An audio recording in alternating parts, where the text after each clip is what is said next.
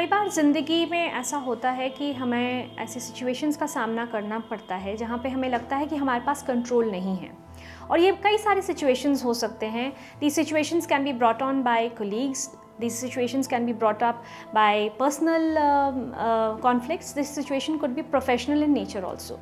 For example, हमें promotion चाहिए लेकिन हमारा प्रमोशन नहीं हो रहा है, तो ऑब्वियसली वो प्रोफेशनल बाउंड्रीज़ में आ जाता है. आपको सक्सेस चाहिए अपने पर्सनल रिलेशनशिप्स में लेकिन वो नहीं हो रहा है, so that comes into the general category of personal issues.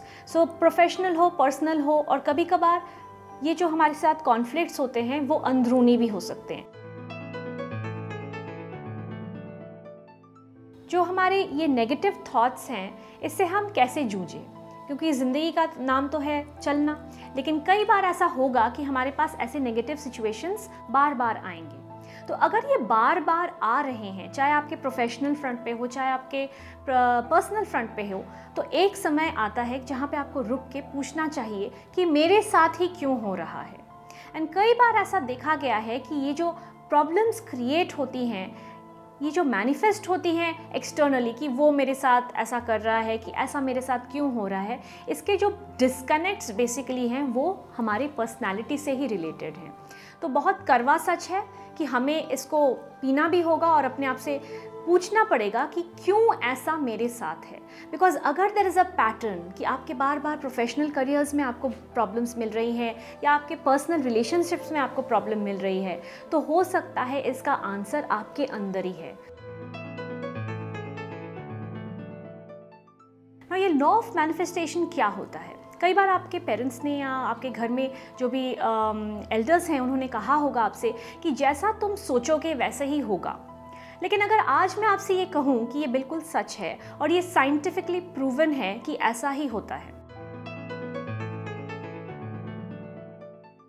दिन में at least lots of thousands of thoughts हमारी ज़िंदगी में आते रहते हैं, लेकिन ये जो थॉट्स हमारी ज़िंदगी में आ रहे हैं, जो हमारा ब्रेन इसको सोच रहा है, उसके बाद ये थॉट्स कहाँ जाते हैं. In a recent study which was done at NASA Spacecom, तो उसमें ये था कि जो भी ओलंपिक्स पे एथलीट्स हैं जो कि दौड़ते हैं रेस, उनको इनवाइट किया गया था, और ये जो एग्जाम्पल है उसमें एक्सपेरिमेंट किया गया था. उनको एक सिमुलेशन दिया गया था, यानी कि उनको एक डार्क कमरे में रख के उनके सामने एक ट्रैक था और एकदम सेम सिचुएशंस को क्रिएट करते हुए एक शॉटगन पे फायर भी हुआ था. अब ये जो एथलीट्स थे, इनको कहा गया था कि अब आप दौड़ें, आप अपना रेस दौड़ेंगे, लेकिन आप ये जो दौड़ेंगे ये अपने माइंड में दौड़ेंगे. That's right. You will imagine that you are actually running a race. और इसके साथ पूरा environment को अच्छे से simulate किया गया था. There was a shotgun, there was the track which was moving in front of them, और जो audience की जो मतलब applause थी, जो कि मतलब clap कर रहे थे, जो cheer कर रहे थे, वो सारे simulations उनको दिया गया. They were also fitted with biochemical feedback systems, और उसके बाद जो एक्सपेरिमेंट का रिज़ल्ट था that was mind boggling. The results जिसके बारे में बात कर रही थी, आप बहुत सरप्राइज्ड होंगे कि उसी तरह से heart beat went up, the adrenal went up, and उसके बाद the skeletal muscles were powered and they ran in their minds, but the body reacted in the same manner. उसके बाद उनको कहा कि आप एक्चुअल रेस दौड़िए स्टेडियम में जाके. वो दौड़े, एंड जो उन्होंने माइंड में रेस दौड़ी थी और जो उन्होंने एक्चुअल रेस किया था, उसके जो स्टडीज़, उसके जो नोट्स थे, they were absolutely comparable. So obviously thoughts have a power, and thoughts have a power which actually have manifestations on your body.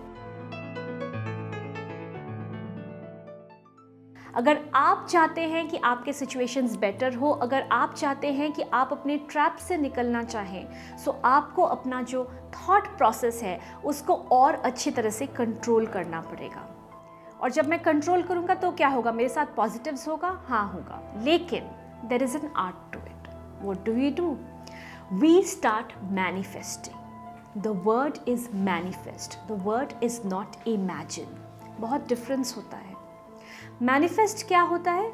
Manifest ये होता है कि मुझे ऐसा लग रहा है कि मैं ये अचीव करना चाहता हूँ। फॉर इंस्टेंस लेट्स से कि आपको एक सुंदर सा घर चाहिए, उस पर आप मैनिफेस्ट करेंगे। इमेजिनेशन तो हो गया कि आपने सोचा कि आपके पास बहुत अच्छा घर है, लेकिन मैनिफेस्ट ये हुआ कि जब आप एक्चुअली उसमें रह के इन योर करंट सिचुएशन उसको आप सोचने लगेंगे कि हाँ, I am staying in my dream house.